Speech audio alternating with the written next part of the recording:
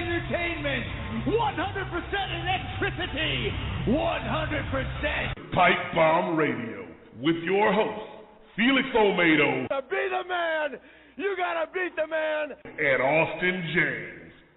That's the bottom line. From stone to stone. Welcome, everybody, to another edition of Pipebomb Radio tonight. The summer heat continues here in Southern California. And, well, let's just say, can it go away already? Can it? But I can imagine the summer heat is nothing compared to the good old southern heat over there in Louisiana. Would you say, Austin? I don't know. I mean, right now it's pretty nice. I mean, Louisiana's and I keep on saying this, but Louisiana's a very odd place because, you know, you never know exactly what you're going to get when you walk out the door in the morning. I mean, it's well, then again, you could always be over here with us orange people. I know you orange people. No, I couldn't. I don't want to get in your thing on my arms or anything. You don't have to get disinfectant, which I don't have right now. Well then, anyways, tonight we've been as a guest. We attempted to get on earlier this month due to unforeseen circumstances. It didn't happen, but you know what? We got him this time. And who am I talking about? Well, the trainer of champions, the one and only Mr. Bill Anderson. We'll bring him on to talk about a lot of good moments in his career and so many people he's met. Not to mention, as you guys have followed, if you followed our Facebook page, we revealed that we have a very huge guest joining us next week, and we'll be revealing that later tonight. Yes. And so much more as we say goodbye to the one and only Vicky Guerrero last night on Monday Night Raw. Yeah. Let me say this, when you guys hear who we're going to be having on next week for our huge 4th of July week on Pipebomb Radio, you're going to want to call somebody. Well, I could narrow down the idea who it could be down to a few people, but we won't say anything until later tonight. Yeah, well, the last night on Raw was so good. I couldn't even tell you how good it was because, I mean, Vicky Guerrero has been in WWE for 9 years. I mean, she's been around for a long while and had some great memories and moments she kind of left us with, especially with one from last night where, her versus, or I'm not going to say versus, kind of like, I don't even know what to call it, but she was supposed to be taking on versus the Divas and then versus Stephanie. Really, yeah, I mean, that's what it was. That was such a good moment, and her to walk out to Eddie's music and then walk away with Eddie's music was such an awesome moment altogether. All over the years, they put her in some of the strangest, kind of disappointing predicaments, and for them to allow her to go out on a high note, I enjoyed that very much because she deserved it. She worked her butt off. She never complained. You know, she did what she was asked to do, traveled as much as she was supposed to travel, and now she's looking to go on into the next phase of her life. And if she decides to come back, well, the fans will definitely welcome her back. And if she doesn't, there'll be no regrets. She at one point was without a doubt one of the most hated people, meaning she did a hell of a job in wrestling. And she wasn't supposed to actually get into wrestling, and she never had a straight path from actually, being well, see, when you say that, because it leads me to think to some of the fans that like to kind of crap on her because saying that she's been riding Eddie's coattails, and that's disappointing for them to say that. She didn't have to get into wrestling. But, I think she did to make to basically let Eddie's name live on with the Guerreros. Of course. But I'm sure you've read too. People just like to naturally just complain about everything. I know most people. They don't really see the they don't really look too deep into it because their eyes are broken. Yeah, their eyes are broken. That's why they have to wear glasses and there you go. doing things. But I actually, well, it may be too soon to even say it, but I posted something on there. I said, if it does happen one day down the line, I'd say maybe a good 5 or 10 years down the line. I think that's sufficient enough time. If they decide to put her in, I think it'd be a good idea into the Hall of Fame. Not now. Of course not now. Like, I'm going to say about 5 or 10 years from now. I think she deserves it. She's done. I don't know if I don't want to be the spoiler again because that's what I do on Tuesday nights after WWE Countdown. But tonight was the top 10 greatest managers of all time. And managers? Vicky was in that list. Ooh, I got to watch that one. Vicky was in that list. along with Sensational Sherry. And it's pretty cool because Sensational Sherry has been on every single countdown for the past 3 weeks, and we just had her on, her son on to do the tribute show, and Kathy Fitzpatrick, for the tribute show last Sunday, which everybody can go watch on Pipebomb Radio's website. So it was really good too. I mean, she's been on a lot, so it just shows how much people respect her. I'm actually glad that Vicky and Sherry were able to meet, although it was a very short time. But I mean, they met a little bit and they probably talked for a while during the Hall of Fame in 2006. I would have liked to see them work together at one point. I think, and correct me if I'm wrong on this, there have always been rumors that they were looking to probably bring Sherry back. But I don't know. I think she would have done a great job if they would. And I said this from the last Sunday on the tribute show. Well, not last Sunday. The Sunday before last. I said that she's the type of person Sensational Sherry is to be able to hang with any generation. I think if she would have went on to live. I think so too. I think people really appreciate what Sherry brought to the table because she was really the total package. If you think about it. I'm sorry? That's what I'm saying. Dolph Ziggler, you put him with Sensational Sherry or something. I think it would have been really cool. Kind of have the new generation of. I'm not saying Dolph Ziggler anything of any form of Shawn Michaels, but I mean when you look at them both from their careers, they have that same little spunk that they carry along to the ring. It's funny because they call Dolph Ziggler, well nowadays a lot more. They refer to him as the next Billy Gunn. I don't know. Because there's so many similarities between the two. They kind of look the same, but I mean, I don't know if I would say that.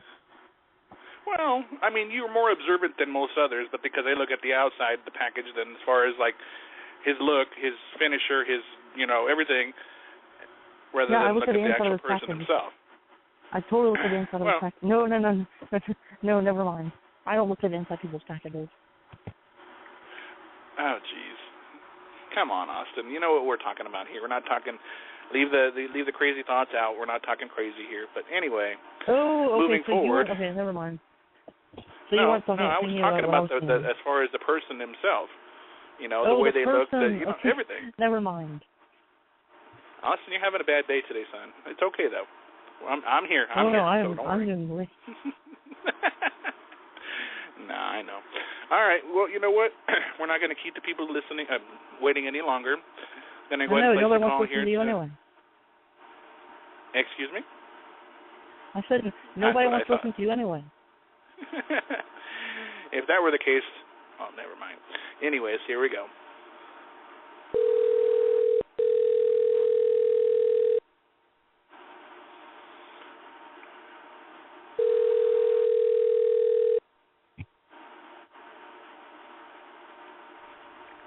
Hello?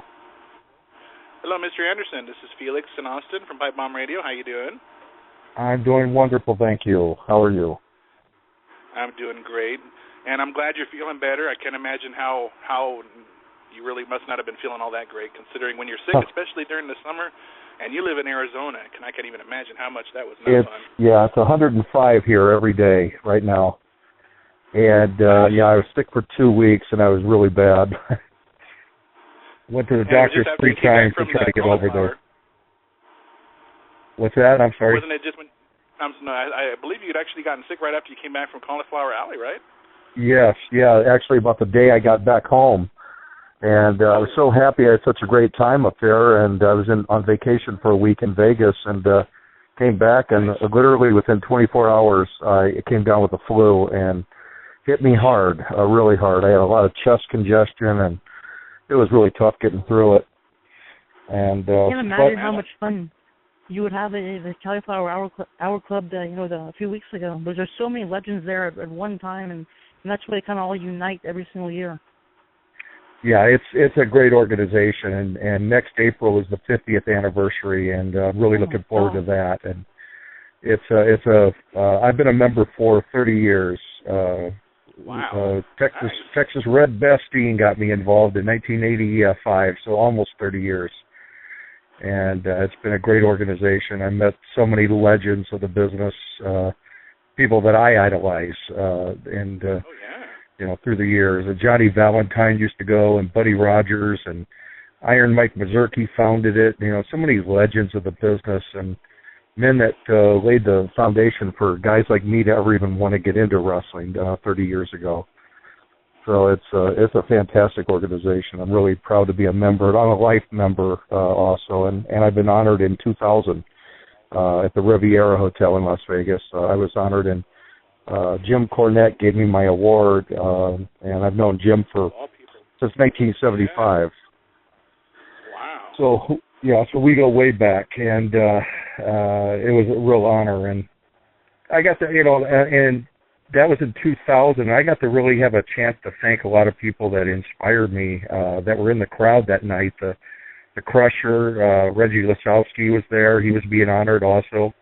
But Tex McKenzie was in the audience, and Pat Patterson, and Lou Thez, and Killer Kowalski, and so many great names of the business that are gone now. So many of them are gone, and I had a chance to thank them all for inspiring a young kid like me in 1973 and 74 to break into wrestling. Very cool.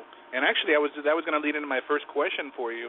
As a young man growing up, obviously as a wrestling fan, who were some of your heroes growing up as a kid watching it, or at least around the time you started watching it? Who were some of your heroes? Yeah. That you did. It was several of the real classic wrestlers.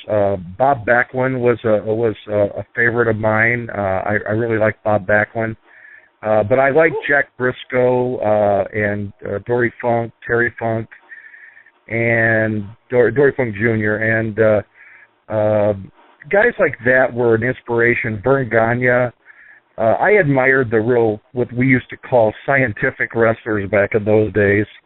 I really liked the way they wrestled, and I admired their work ethic. And guys like Jack Briscoe were just the greatest. And I remember meeting Jack when I was 17 years old at the Portland Sports Arena in Portland, Oregon. And I was just thrilled to death to meet the guy. And he was just so humble and nice. And he was the world champ up there defending the NWA belt. I think he was against Mad Dog Vachon that night. And it was just like, this is the coolest thing I've ever done. And I was just really, really honored to meet the man. And, so guys like that were really my heroes. Andre the Giant, of course, was a big hero of mine, too. Totally the opposite of all the scientific wrestlers, but Andre was a one-of-the-kind giant as far as I'm concerned. You can have your big shows or Giant Gonzalez or whoever you want to name. None of them will ever compare to Andre the Giant in his prime, and he was just the ultimate giant to me and to a lot of people. He was quite the attraction back then too. Yeah, it was real unique, and Andre was, back before he got really under contract to Vince McMahon Jr., he worked for Vince Sr. and all the promoters, and he traveled worldwide, came in and worked a couple shows, and then he would leave and come back every 3, 4, 6 months, a year sometimes, and it meant a lot to the territories bringing in a big man like that, and that's what the territory days was good for, was novelty acts like an Andre the Giant or Haystacks Calhoun or the world champion, for that matter, would come in and defend the belt against the local hero or the local villain, and it meant something to the fans. It was really a big, big thing. And that's what I do miss about the old days of the 70s and 60s and the 80s even. Mid-80s and under that is when, right before Vince took over pretty much everything. And it was a different business back then. Oh, yeah. So, I think, since when you were young, did you ever play any, did you ever wrestle in hy school, or did you have a chance to play any high school sport? Yeah, I went to high school just outside of Phoenix, where I live now, back in the early 70s, 71.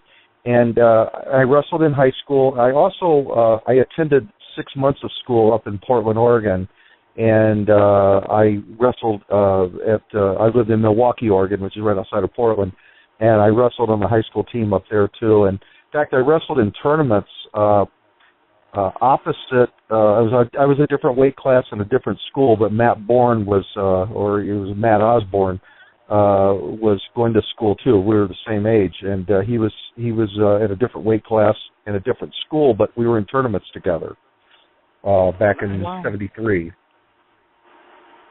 And it was kind of cool. When doing high school wrestling and wrestling before him, you see a difference when actually in professional wrestling. There's so many guys that have done that and transitioned into professional wrestling, and you see a huge difference in when they actually wrestle. Yeah, I mean, there was there were some really great wrestlers. I mean, I was a fan of wrestling. I mean, I really liked the holds and everything. So naturally, wrestling amateur and then going into professional wrestling was a real fun thing for me, because long before I became, what we call a heel or a villain, in wrestling, where we're throwing punches all night long and bloody and all this other stuff, we used to love to wrestle and do holds. And that's what I liked about wrestling amateur. And there were so many greats that came into wrestling, guys like Vern Gagne, Mad Dog Vachon, and a lot of these wrestlers, a lot of these big-name pros were great amateurs in their day, Bob Backlund and Jack Briscoe. And, I admired those guys for that. They were in top shape, always in good condition, and I had nothing but respect for them, guys. And they were my idols. And I admired the football players too, the Terry Funks and the guys that played football, Gene Kaniski and so many of the guys like that. And I appreciated and respected how tough that was to compete in football, and Ernie Ladd and those kind of guys, and then break into wrestling. That's a tough transition too. Actually, it is. Yeah. What were some of your inspirations to write the books that you have written? Well, I've done 2 books. The thing is, my first book was on students that I've trained, and when I first decided to write a book about 6-7 years ago is when I started on my first book. It was I had trained guys like the Ultimate Warrior and Sting, along with Red Bastien in 1985, and I had trained Louis Spicoli, who passed away in 1998, and a lot of great wrestlers came through my school. And I first felt the need to honor my students that supported me for a long time and with friendship, and they paid for, I didn't even work a job for many, many years. All I did was wrestle in this business, and I earned a good living, and I trained guys, and I wanted to pay them guys back with some publicity. And my first book was called Big Bill Anderson Remembers the School of Wrestling, and I wanted to kind of honor the many, many, many students that I've had, and just their work ethic, and show my respect back to those guys. That was done 5 years ago. And my second book I released it's probably been almost 2 years now. It's called Big Bill Anderson Remembers His Fallen Friends of Wrestling. And I had to pick and choose because I could only fit so many people in, but it was a book as a tribute to wrestlers that have passed away, people that meant a lot to me, inspirations for me, like John Tolos and Jack Briscoe, as I mentioned before, and Freddie Blassie, and the fabulous Moolah, who was a dear friend of mine. And so many people, Andre the Giant's in this, the Bruiser and the Crusher, and Bruiser Brody, George Crybaby Cannon, and the fabulous Kangaroos, Don Kent and Al Costello.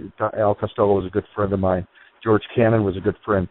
And I wanted to pay my respects back to people that are no longer here, and I wanted to make sure that the public, the newer guys in the business, don't ever forget about the older names, the guys that were inspirations for guys like me back in the 70s to break into wrestling, when I used to watch these guys wrestle in arenas in Detroit or in Chicago or wherever I was at visiting family. I would go to shows, and I ended up becoming friends with many of these guys. And my book, it tells some very personal stories of doing some Christian shows with Ernie Ladd, and him reading the Bible to me at the Newark, New Jersey airport. And I share a lot of really very heartfelt stories of my relationship with a lot of these men. And some of these guys on their deathbed were writing me letters. Back in the days before we had computers and cell phones, we used to actually do letter writing. And George Cannon used to write me letters, and he used to apologize for how shaky his handwriting was as he was dying of cancer. And I don't forget things like that. I treasure all of that. I have every letter the man ever wrote me, and I used to watch him manage the Kangaroos and wrestle in Detroit when I would visit my father back in Detroit, where I'm from. And so that's back in the early 70s, and I became friends with all these guys. And some of these guys I wrestled against. Big John Studd is in my book. I wrestled against him. And these guys meant a lot to me. And this first book was done, on that subject, was done as a tribute to my friends that have passed away. I'm currently working on another book right now, my volume 2 of the same cool. type of book. And this book is going to have guys like Eddie Guerrero in there, Ray Mendoza, and some of the Hispanic wrestlers that I used to wrestle in Mexico that have passed away. I just don't want anybody to ever forget these guys, and just because they're gone, I don't want them to be forgotten. That is very commendable. That's awesome. Oh, thank you. It's something I felt a passion for. You know, a lot of people said, why don't you just write your biography and all that? And I've been working on that a little bit here and there. But I have just so many books in my mind that I have to get off my chest and write about. It's my passion to write about my relationship with a lot of people before I write about just like myself. I want people to understand who a lot of these guys were that were inspirations for me. And if I hadn't broken into wrestling, maybe guys like Sting or the Ultimate Warrior would have gone in different directions. You know, it's that thing like It's a Wonderful Life. Like if you hadn't been born, how would it have affected other people? And this is the whole thing. I just these guys made a big impact on me, which allowed me to have an impact on others. And so I just feel like it's something very important to share.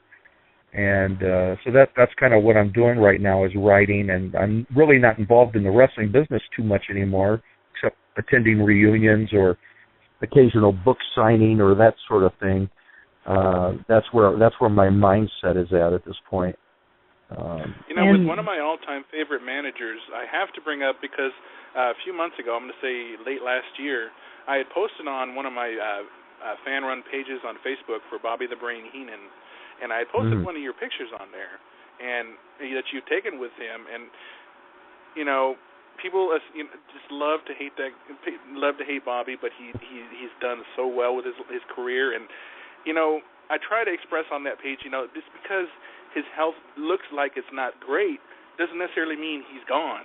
People take it like he's going to be leaving tomorrow or something. I said, you know what? Yeah. The stories I've heard from the Brain. He has still got the eye of the Brain. He's still got the mind. You know what? His don't let the looks deceive you. He's still all Bobby. Yeah. And let me tell you this, and to the public itself, I have nothing but respect for Bobby the Brain Heenan. Bobby is a bigger man than I'll ever be. Let me tell you, for him to go out and face the public, and he does book signings and autograph sessions constantly. He is one hell of a man. To not let his appearance affect him. He's a stronger, bigger man than many of us will ever be, ever. And I have nothing but respect for him. And he is, I'll tell you a funny story. I was at a Cauliflower Alley Club reunion. This is probably 10 years ago in Vegas. And I kind of just wandered in on the conversation with 3 or 4 people were standing there, and Bobby Heenan's name had come up. And I didn't even know any of the people in this conversation. There was like 3 women and a guy standing there. And I just walked in and I just started saying, God, let me tell you, Bobby Heenan is my hero. And I said, Bobby was one of several inspirations for me to ever break into wrestling. Back in the old days with the covers of magazines like The Wrestler and Inside Wrestling, Bobby Heenan was always all bloody with the blackjack Lanza and mulligan, or with the Valiants. And I loved it. It was just so colorful to me, the whole world of wrestling back when I was a teenager. And I thought, this is so cool. I hope to meet this guy someday. And I ended up becoming very good friends with Bobby. But back then, I just dreamed of the guy. And so I'm telling these people in this conversation, I said, Bobby is my hero. He is one of the greatest men I've ever come to know, and I just absolutely adore and love the guy. And one of the women says, "Oh, thank God you said all this, because that's my husband." And I said, "Oh my God, I didn't know. I'm sorry. I didn't realize that you were his wife." And she said, "Well, it's okay. You complimented him." And I said, "Well, everybody compliments Bobby." And superstar Billy Graham lives here in Phoenix. He's one of my best friends. I'm having lunch with him on Thursday, a couple days from now. And cool. Billy can sometimes be very cynical about a lot of the old timers, and his relationship's a little bit different than mine is with a lot of the old guys. But let me tell you, Billy just praises Bobby Heenan. He says Bobby Heenan was the greatest wrestling manager ever in the business. The best interview man. And, he could take bumps, do it all. And they say many people don't remember, and I try to push that on that page that I have. Many people don't remember that Bobby did actually work with Superstar. It was brief, but he did work with him. Yeah, that's true. And I mean, Bobby worked with all the greats, and you look at old matches of his when he was like doing 6-man tags or something with Ray Stevens and Nick Bockwinkel or something, or against Bruiser and Crusher. They're classics. I mean, Bobby was the greatest, and he was a great showman. He was a great entertainer. He was a very good wrestler, and he did it all. And that's the name of the game in wrestling back in those days. It was entertainment, and it was getting the fans to want to come and see him get him all bloody and beaten up and everything by the good guys, whoever it was. And Bobby never let anybody down, and that's why he's just honored by everybody. Everybody loves him. No matter what he's gone through, he's always kept his personality. Like, his personality is the same as it's been since he began in wrestling. I mean, he's still keeping it, no matter how much he's been through, and he's been through a lot of tough stuff. That's right. Yeah, I always say God bless Bobby Heenan. He's a bigger man than we'll ever be, just like you said. Yeah, exactly. He's a very strong-minded man, and I give him all the props in the world for doing everything he does. Because I'll tell you what, if I was in his shoes, I'd probably be hibernated in a closet, and that's not the way to be. It would be the wrong direction to go. But Bobby is a great man, and he loves the fans. He loves the wrestling business, and he gave his whole life to it from his teenage years. And I'm sorry, Austin, you had a question. Go ahead, man. Yeah, kind of going off the subject here, you mentioned the tag team of the Fabulous Kangaroos, and I was like, I don't hear people always talking about them when they mention their favorite tag teams of all time. The Fabulous Kangaroos were, no matter what, I don't know which version of them that you think was the best, or which one kind of rolled together, but which of the versions of Fabulous Kangaroos do you think kind of stood out above all of them? You mean back in the old days, like which tag teams were the best? Well, no, with Fabulous Kangaroos, there were a couple of different versions. There was Roy Heffernan originally with Al Costello before he went with Don Kent, and then there was the Royal Kangaroos. There was a whole different group, but the Kangaroos were just great, solid wrestlers. They were good heels. They knew how to rile a crowd up, and they could wrestle. And they could brawl with the best of them. And then when you put George Cannon in with them, it was just the perfect, because there's nothing more irritating to the fans than a big fat guy out there. They just love to hate the man. And I'll tell you, I even took my dad to some. Well, I didn't take my dad. My dad took me to some shows in Cobo Arena in Detroit back when I was a teenager. And I would go visit my father in the summer months from high school. And I said, hey, can you take me down to Cobo? There's a big wrestling show. The Sheik's wrestling Bobo Brazil, and all these great legends are on the show. And every time my dad would sit there, he'd say, I can't stand George Cannon. He just got so irritated, and it was just so funny. And it was so funny, really, when I told my dad years later how great of friends I became with George Cannon. And all because of my respect for the Detroit wrestling. When I met George at some CAC reunions in California, before we moved him to Vegas, we used to do them in Studio City, California.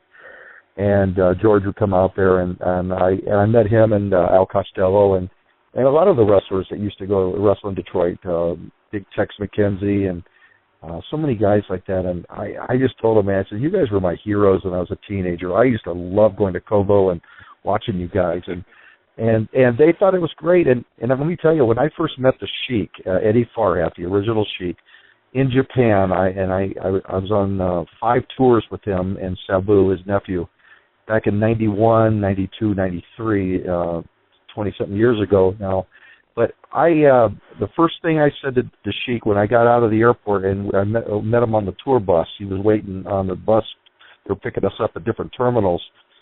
He stuck his hand out. He said, "Hi, I'm the Sheik." And I said, "Let me tell you, Sheik, I know exactly who you are." I says, "I'm from Detroit." And he just started laughing because I knew his reputation then. Because you didn't grow up in Detroit in the 70s and want to be a wrestler and not know who the Sheik was or these kind of guys. So I had a great relationship with the Sheik from that point on. And I wrestled him many times in Japan and partnered with him on a few occasions. When Sabu was doing single matches, they'd throw different odd partners with the Sheik. And sometimes I got put with him. And it was so much fun. It was an honor. It was the highlight of my career, is getting to work with the Sheik. It's just like being an actor in movies, and you get to, who are you working with? Who are you in this movie with? Oh, it's only Clint Eastwood and Al Pacino or something like that. Only? It's just, they're legends. Yeah, it's only, yeah. It's like, this is what you dream for if you're an actor, and it's what you dream for if you were a wrestler, is to get to work with these guys and meet them. And that was thrills and highlights of my career, was getting to do that kind of thing. Actually, I was going to lead into my next question, was going away from wrestling for a moment. You met quite a few celebrities in your time as well. Who was maybe some of the, if you met, let's just say one particular name that came to mind that when you seen him, you were kind of starstruck at first, but became good friends with them? Because I know that tends to happen to a lot of us. We see people that, we saw him in a movie, or we saw him on TV, and you're kind of starstruck for a moment. And not really sure what to say, but you get through it, obviously. But was there any ever that you were like? I'll tell you, when I met Gene Hackman, he used to come to a lot of the LA wrestling shows for WWF back in the 80s, mid-80s. Mm-hmm. Gene Hackman would come back backstage area and by the dressing rooms and take pictures with the guys and hang out. He was really cool because, I grew up watching Bonnie and Clyde and a lot of these movies in the 60s and the French Connection in the 70s and all these things that Gene Hackman had done. So meeting Gene Hackman was really cool. Another one was John Candy. John Candy comes to mind really quick. I met him 6 weeks before he died. He came to the LA Forum one night. I was doing the ring announcing for the WWF, and he was sitting about third row ringside. And I had seen him out during the show, and then he came back and wanted to take pictures with. I don't think it was Hulk Hogan, but he wanted to meet. I don't even know who was on that show. I can't remember, but the main guys. And he wanted to get some pictures, and I started talking to him, and he was just the nicest guy in the world. And when I went back out, this was during intermission, went back out to the ring. I looked over at him, and he gave me a big thumbs up and everything, because he told me I was doing a wonderful job, and it was like, oh, that's so cool. This is great. And then I worked on a movie called Body Slam with Roddy Piper, and and coincidentally, it kind of ties into a current event. One of the guys that was in attendance, because he was sponsoring a band that was in the movie, was Frankie Valli, and they got this new movie that Clint Eastwood directed called Jersey Boys, I guess. I haven't seen it yet. It's a new one out. It's about the life story of Frankie Valli and the Four Seasons. Oh, cool. And Frankie Valli was in this building in Riverside, California, where we were filming, and I got to spend some time talking to him. And I'd seen him in concert in Chicago and in Los Angeles years before, and it was really cool taking pictures with him and getting to talk to Frankie Valli, one of the great singers from the old days. And so there's been a lot of celebrities. So many I can't even begin to think of. That they used to come to the shows and hang out. And Jason Hervey from the Wonder Years became a very good friend of mine. And actually, I trained him a little bit in the ring when he was dating Missy Hyatt back in 1990. And so I got to spend a lot of time with these people, and it was really cool. It was a lot of fun and a real highlight for me. And speaking of your acting career, you said that you kind of credit you getting acting from Gene LaBelle. above all people. I mean, he's such a great wrestler. I mean, one of the best, and he's been with a few movies with the best actors in the world. Yeah, and Gene was a real major help to me. He got me a part in the Ed Wood movie with Johnny Depp, Sarah Jessica Parker, and Bill Murray. And I was a referee in a wrestling scene. We filmed it at the Olympic Auditorium with George Steele was playing Tor Johnson, and Gene got me a nice part in that. Also Gene got me a part in another movie called Alligator 2: The Mutation. Real stupid movie, but it was a good payday movie, and I had a ton of fun doing it. And we filmed that at the old Ambassador Hotel in Los Angeles. That's now torn down, but that's where Bobby Kennedy was shot back in 1968. And in fact, I had to end up. We filmed it in the same ballroom where Bobby did his final speech, and so it was a real important thing to do there. And Gene got me that, and Gene was really good to the wrestlers. Gene had been in literally thousands of movies, in bit parts, stunt work, just walk-in scenes. But Gene is a great guy, tough as nails. The story goes that he beat Steven Seagal up, and on a set where Steven Seagal said he wasn't that tough, and Gene put him in a front face lock and knocked him out cold on the set. And that's supposedly a very true story. And and Steven Seagal is no wimp. Let me tell you. You know, he's 6'4". He's a big man, and he's a legit fighter. And Gene just put him right in his place, because you don't disrespect wrestling around Gene LaBelle. And he's had a hand in a lot of stuff too. Jiu-jitsu. I mean, in professional wrestling, he's done a lot of stuff, and probably one of the most accomplished people in the world. Oh yeah. Gene's one of the most respected men around ever, and I'm extremely proud to call him a friend. I'm always honored, and I don't know if I've ever done an interview where I haven't mentioned Gene LaBelle somewhere in the whole conversation, because he's like a Bobby Heenan to me, somebody that you always respect, and he always deserves credit. And he's helped a lot of guys, not just guys like me. He's helped, he helped Roddy Piper get into movies. He helped a lot of people get into the Hollywood and nail down some parts and give them some paydays to supplement their wrestling income when they're in Los Angeles area and that sort of thing. Oh yeah, Roddy definitely Gene did a lot of things. No doubt. Actually, I wanted to ask you, just out of sheer curiosity, because I grew up during the time she was still around, Elvira, Mistress of the Dark. I had to bring her up because I saw a picture. How cool was she? Because she seemed like such a cool person on TV. She was really cool, and I was a big fan of hers too in Los Angeles too. When I first moved out to LA in '82, watching her on some TV, I don't know, she had some, late night campy show or something she was doing where she was talking about horror movies and everything.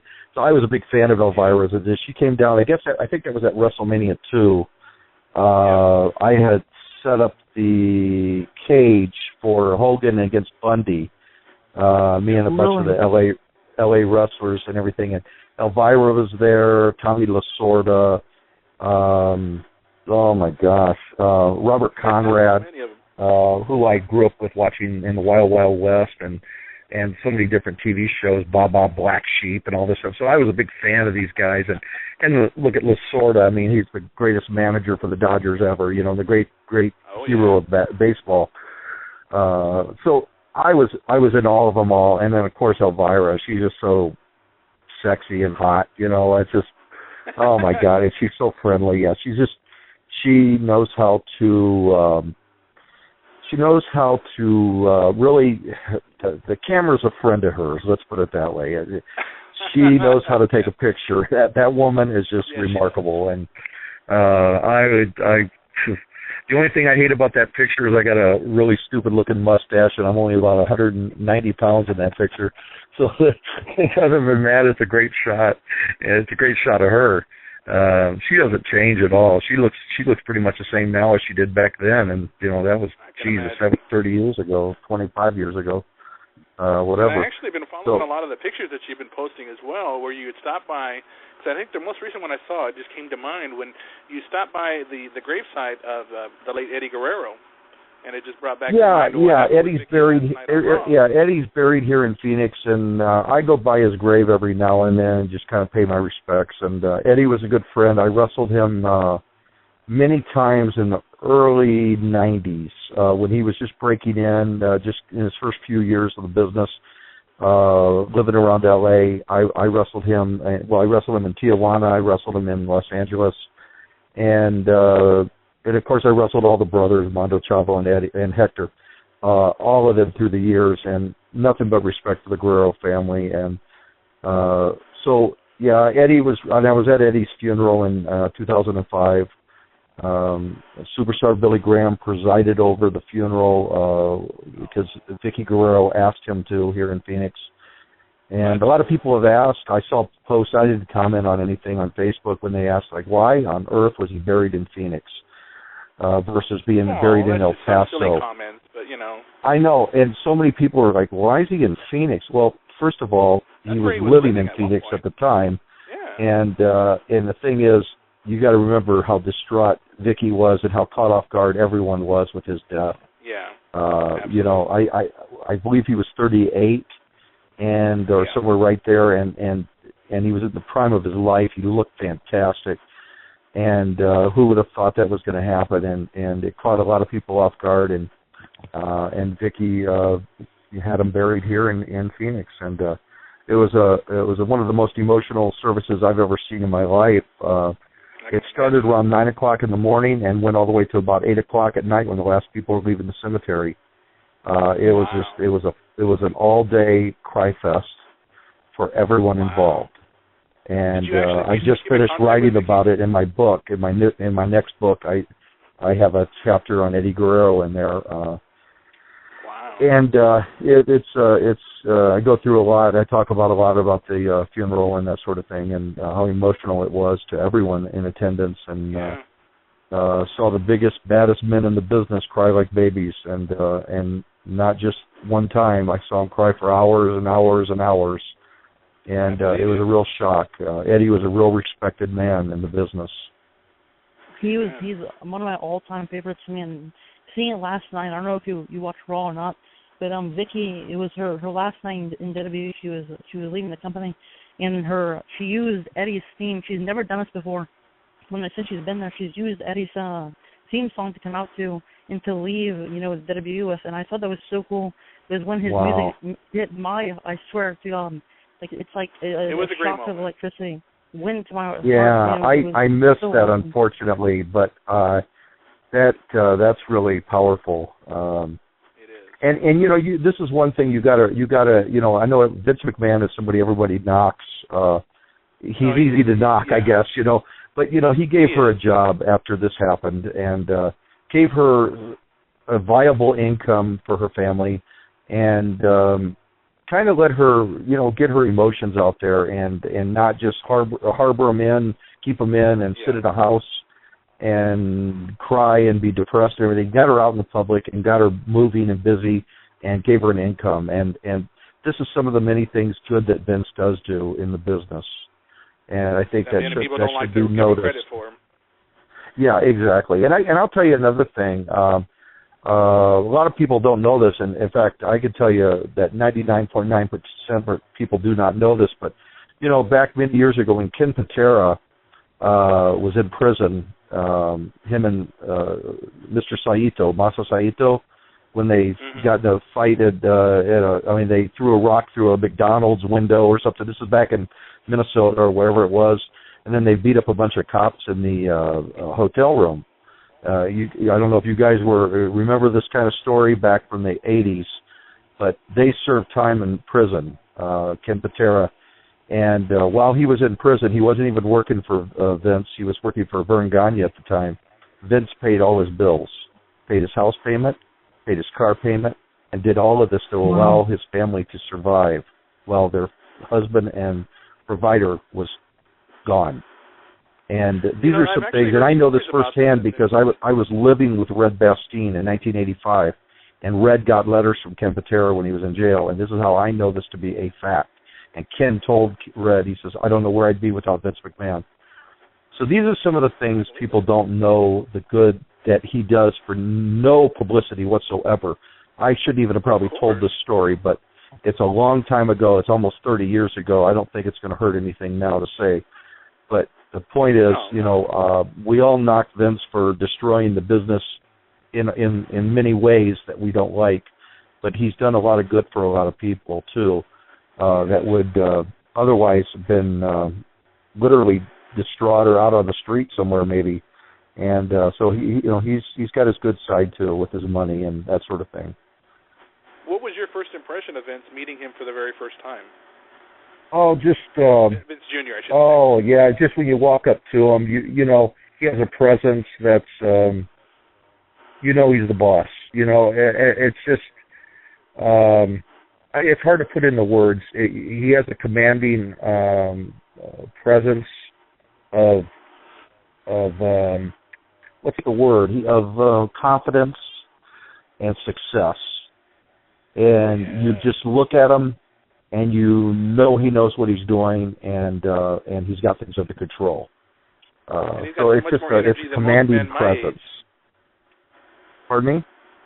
He's got more energy than men my age, and I'm in my 30s. Oh, yeah, exactly, yeah. And Vince, this is what he does, and this is something too important that a lot of people haven't figured out in wrestling.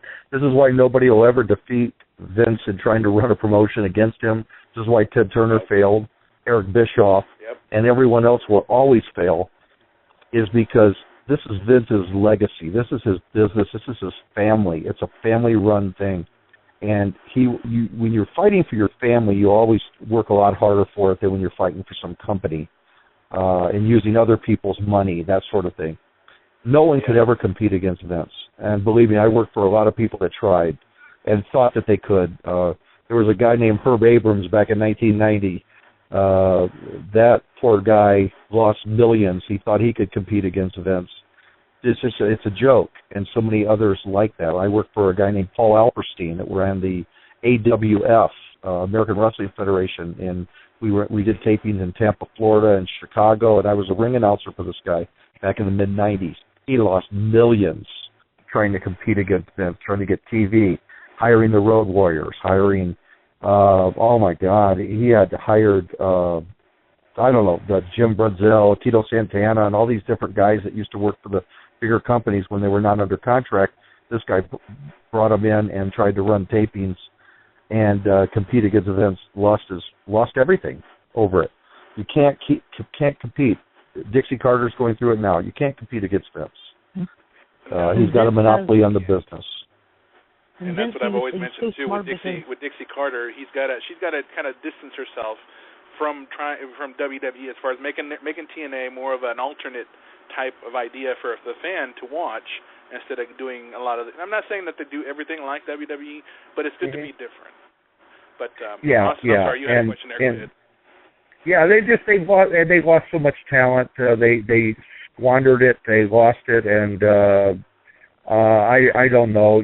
I just saw Frankie Kazarian and Chris Daniels at the CAC reunion, and I asked them how they were doing. They said they were doing fantastic. They said we finished up with Dixie last night. That was the last night that they were there. The night before I saw them, and you can't let talent like that go. Over and over, AJ Styles, who I always felt was one of the most underrated guys in the business ever.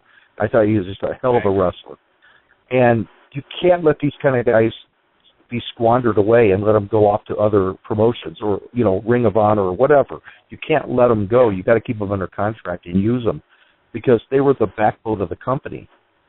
And she let them go, and Sting and so many others. Sting is far past his prime. We all know that. But still, it's a name for the company. Absolutely. And you just let them go one by one, and I don't know. I haven't watched the product honestly in a while, so I don't even know who all is there now. But it's just I just feel like you lose a lot of great talent, and it's a mistake. With people You know, trying to oh, go ahead, Austin. I'm sorry. I was saying with people trying to compete with Vince, I think that everybody's always wanting to be on TV, and that's definitely a goal to get. But Vince focused on the little things that made a huge difference in the future, that really made his company the top in the world. Yeah, well, I mean, everybody wants to be a star, and everybody wants to, last I saw, Dixie was on TV trying to be an on-air personality and all that. She should have been she belongs in an office. That's where she should have stayed. Everybody wants to be a star on TV, and they need to let the wrestlers do the work out there. And they had a good X Division thing going when I used to watch it. Some great talent. I saw Chris Daniels and do some things I'd never seen any human do. And a lot of these guys like that. There's a lot of talent there, and they let them go, and it was a big mistake. That's what separated them from the other groups. Yep. I wasn't such a big fan of that six-sided ring thing, but it was unique. It was at least something different. And when Hogan came in and said, no, we're going back to the four-sided ring, I don't know. I just think that was all negative stuff, and I just think it went downhill from there. They're actually bringing that ring back this Thursday. Oh, really? Really, I'm really excited about it. I really am. That's amazing. That is amazing. They put it really. And I wanted to ask you, as far as Sting's career, if you were to define his career, if you could, I mean, his legacy in wrestling, would you say that how would you sum up Sting's legacy in professional wrestling? I'm not saying he's done yet, because I don't think he is. But it's just the age factor, I mean, he's in his 50s now, and it's just, the body starts to give out. It doesn't heal like it used to, and that sort of thing.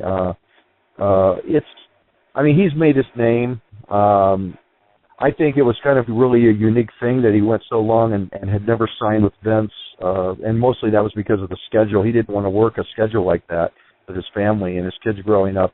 He didn't want to be on the road. Back in the old days, the way it was, you were on the road for 340 days a year. And Sting never wanted to be tied down like that. And that's why the Dixie Carter, the TNA schedule was a lot easier for him. Work a few shows a month, and that's great to be back home and still have a great six-figure salary coming in. But Sting made his legacy. He cemented it a long time ago with his matches with Flair and those kind of people. And he will go down in the history books as one of the all-time greats. And I was proud, back in those days. At one point, the Ultimate Warrior was a world champion for Vince, and Sting was the WCW champion or NWA champion. I don't even know what it was back in those days. But I was real proud of the fact that, that I had a hand in those guys breaking into the business and steering them in the right direction. And that was very important to me, and it was important for my career as a trainer and as a wrestler, too. And the Ultimate Warrior, his death was obviously a big shock to everybody. I talked about it 100 times since he's passed. And it's just been, it was a very emotional time for a lot of people, and it caught everybody, again, off guard, just like the Eddie Guerrero thing. It was something you didn't see coming at all. You have the greatest high of a 3-day weekend, and then all of a sudden you're gone in just a split second, literally. And as I said before, the only thing I think was I guess something to be said for his family was he didn't suffer. He kind of went fast and did not suffer. For the good or bad of it, he did not suffer in his death.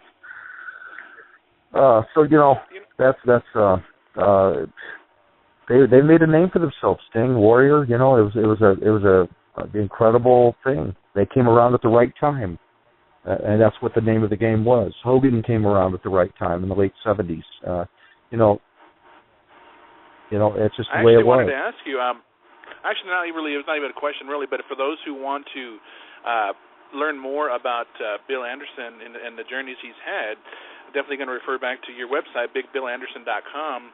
And you can even check into ordering his books as well. And just look at the incredible journey and just the millions of people. I say millions because it just seems like so many people you've met in such a I don't know if it's a short time, but it's just a number of years. Really, it's been.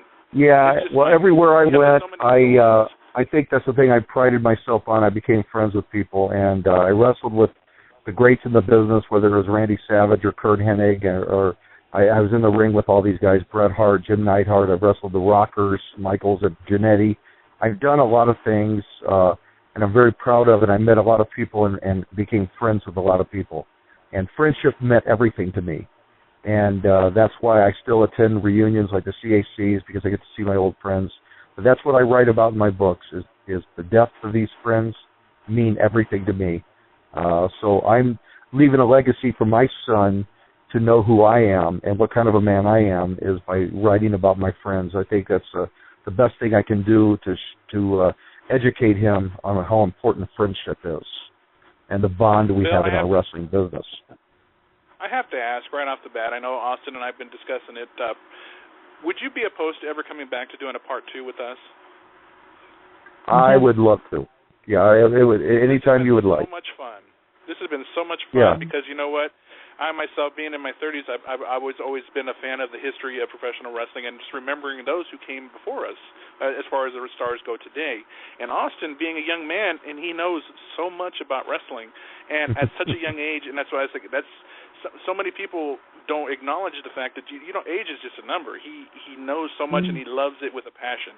And both of us are like kids in candy stores, just listening here to all the great stories. Cause you're a great storyteller, Bill, I have to say. Oh, I appreciate it. And another time I'll tell you some great stories how I almost lost my life wrestling in Tennessee.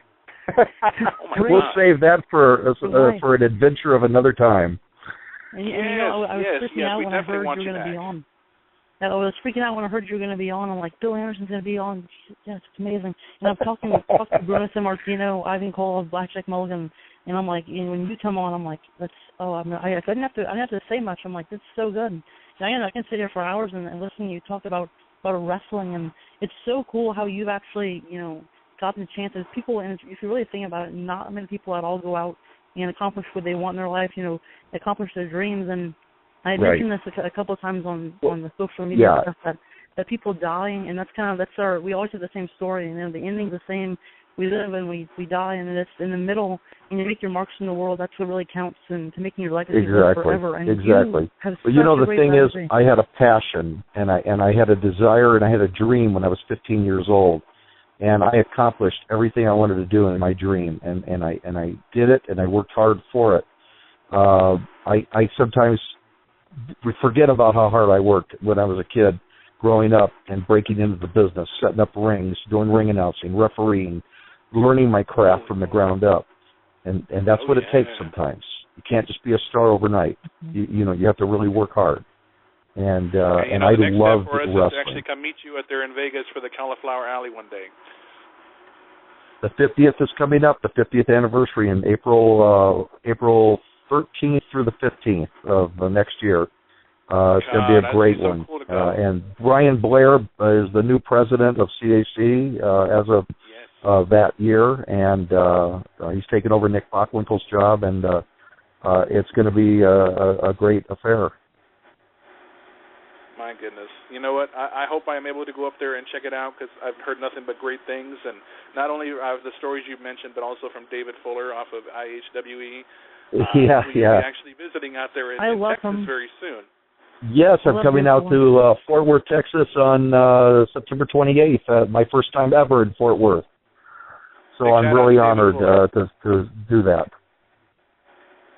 Awesome. You know what? Yes, we look forward to hearing more stories on our next time we have you around here because it just ain't going to stop here. You just have the gift of gab, sir, and we thank you for joining us tonight. Sounds good, Felix. Thank you, and thank you, Austin. You guys are great, and you're real respectful guys, and I appreciate that. And anytime we'll communicate and we'll get it done. Absolutely. You take care of yourself, sir, and until next time. Thank you, gentlemen. Have a good night. Bye-bye. You too. Bye-bye. And there you have it, folks, the one and only trainer of champions, Big Bill Anderson. I don't know about you, Austin. Then again, actually, I do know, but He told some amazing stories for the last almost an hour. He lasted with us almost an hour. Yeah. And I didn't even notice it. I'm like sitting back and I'm like, Jesus Christ, I was looking at it, I was like, oh my God. People. Shall we keep it going for two? No.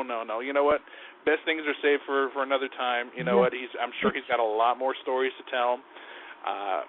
For those who missed out on the conversation, if you did, I'm sorry you did, but you know what? They will be available on YouTube very soon, as well as on our website, pipebombradio.weebly.com. Be able to check out the entire show. Here's some of the great stories he told about so many great legends, and as well as the it's rare that on Pipe Bomb Radio we ever throw out the term, blackjack mulligan. Like I'm going to continue to say it when we have a guest that's kind of embodied a lot of what blackjack mulligan can be on there for over 3 hours and continue to talk, and he doesn't even, and he always ends it in a weird way. He's like, oh, there's my cow's pregnant, he's about to have her babies. He like run off into the sunset. I know. He's always ending it off on a cool note. But the thing is, Billy Anderson's definitely a blackjack. He stayed on with us and continued to talk about wrestling for a while, and I love people like that. And that's what he's you can hear the passion in his voice. And that's one thing I really respect, because you know what? He wants to keep the memory of history. And that just really bring me back to the guys over there at Pro Wrestling Historical Society when they had him on several weeks ago.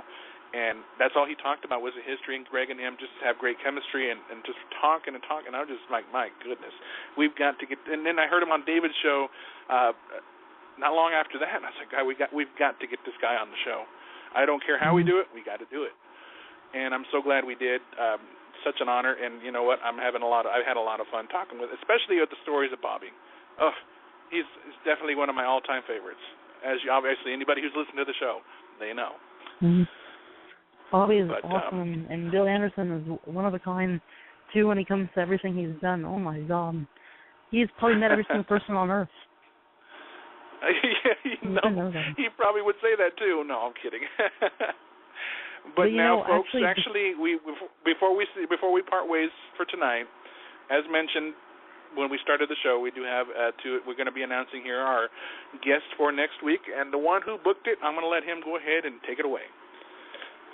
Well, next week on Pipe on Radio, on our huge July 4th week, Go USA, we're actually going to be having on, and let me tell you this, once I announce this, you're going to have to take your flip phone out, because everybody has flip phones, and you're going to have to dial your mama's number, because Brodus Clay will be on Pipe on Radio next week. So call your mamas after this, after you have to, whatever machine you're using, your cassette tapes, whatever your kids use these days.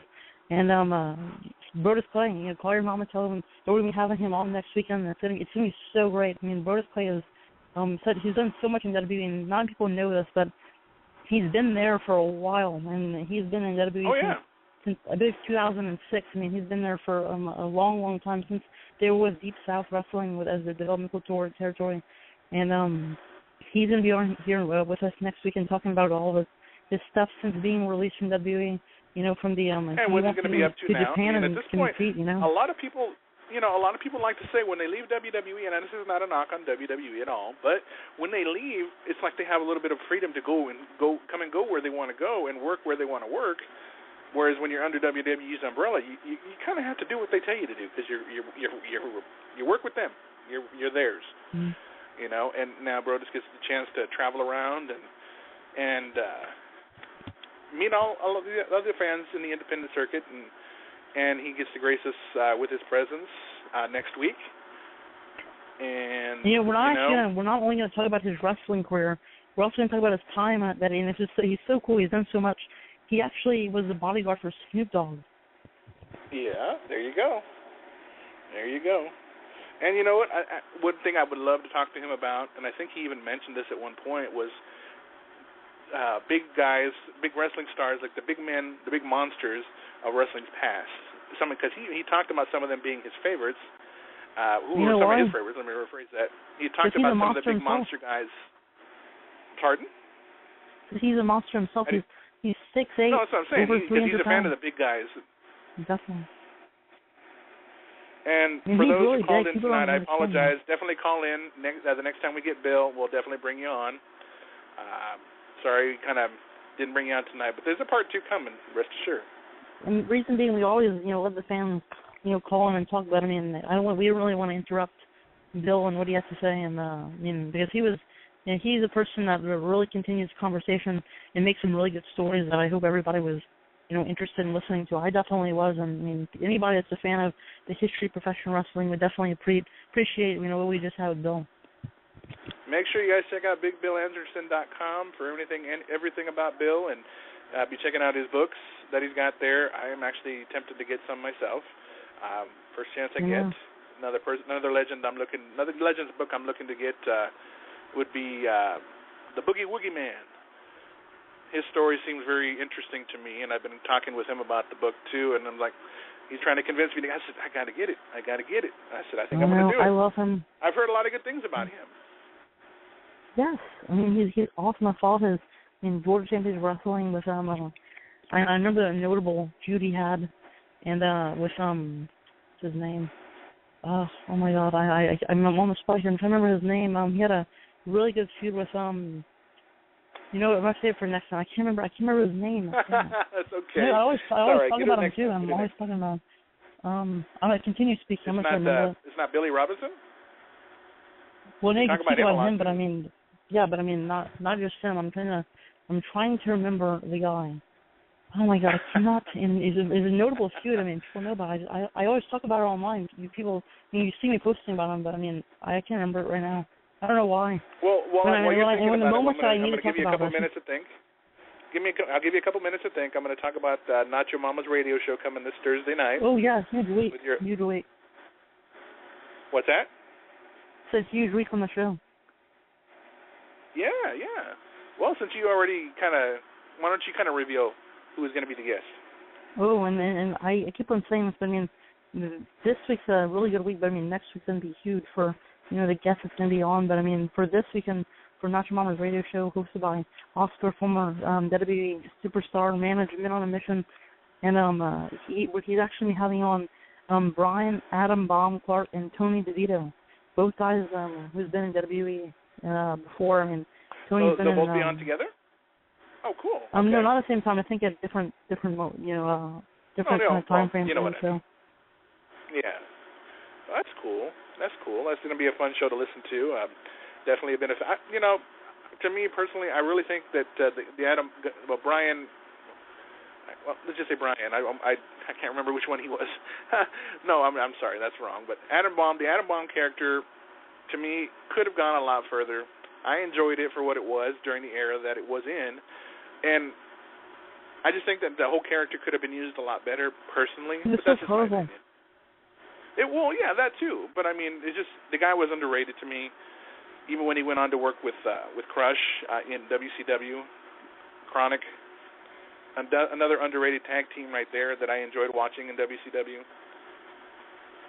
Well, that's what I'm saying. Adam Bomb was, in that time, because it was in that time where they had those gimmicks that were over the top, larger than life characters. Cartoonish. But I mean, now there's, it was cartoonish. But I mean, Adam Bomb was, he's a huge guy, not huge in a round size, but he's really tall. Absolutely. And if you guys missed out on Pro Wrestling Historical Society episode 7 from this past Sunday night, the guy Greg and Terry had the great honor of speaking to the wife of the late great Hercules Hernandez. Her name is Debbie Fernandez. Very, very sweet lady, and told some great stories. If you haven't heard it, I encourage you to hear it. That's actually with every single episode of PWHS. That's one show that you can't put on, and you can't just stop listening to it. Once you start, it's like, oh my God, it's so good. And those guys just know what they're talking about. There's 3 of the top professional wrestling historians in this world, and I'm not saying that just to say it because they're on the Pipe Bomb Radio Network. If you heard too that Greg Skelly was actually mentioned that he's going to be working on the biography of the late great sensational Sherry Martel. He was given the okay by her son Jared, and that's going to be something that's going to be pretty huge. I don't recall even seeing one about her, unless anything that was authorized. I don't recall. Unauthorized, well, you see those all the time. But he was supposed to be on this past Sunday, but he couldn't make it. But they're probably going to be. He wasn't able to be on this past Sunday night for the. Yeah, that's cool. They're going to try to get him back on another time. Which I know they will, but I mean, Jared's such a great guy. We talked him to the show last week. Absolutely. I enjoyed speaking with him and Kathy very much. And I remember I was talking about the feud with that Jimmy Valiant had, and I think it's really notable with the assassin, the masked assassin, because I remember it was one specific quote. It was one quote he said, "They shaved my beard.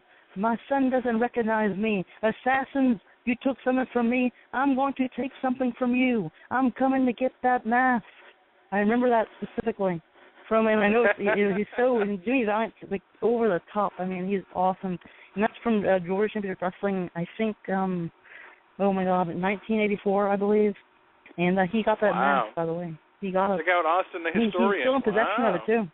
He's still in possession of the assassin's mask that he keeps, within his home.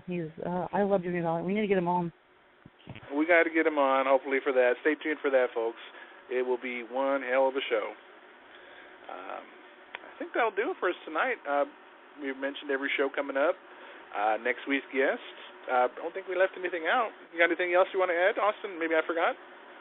Nope, that's it for me. I think that's it. All right. Well, on behalf of Austin and myself for Pipebomb Radio and our guest Bill Anderson tonight, we say keep your feet on the ground and keep reaching for the stars. Good night, everybody. Good night, Austin. Good night.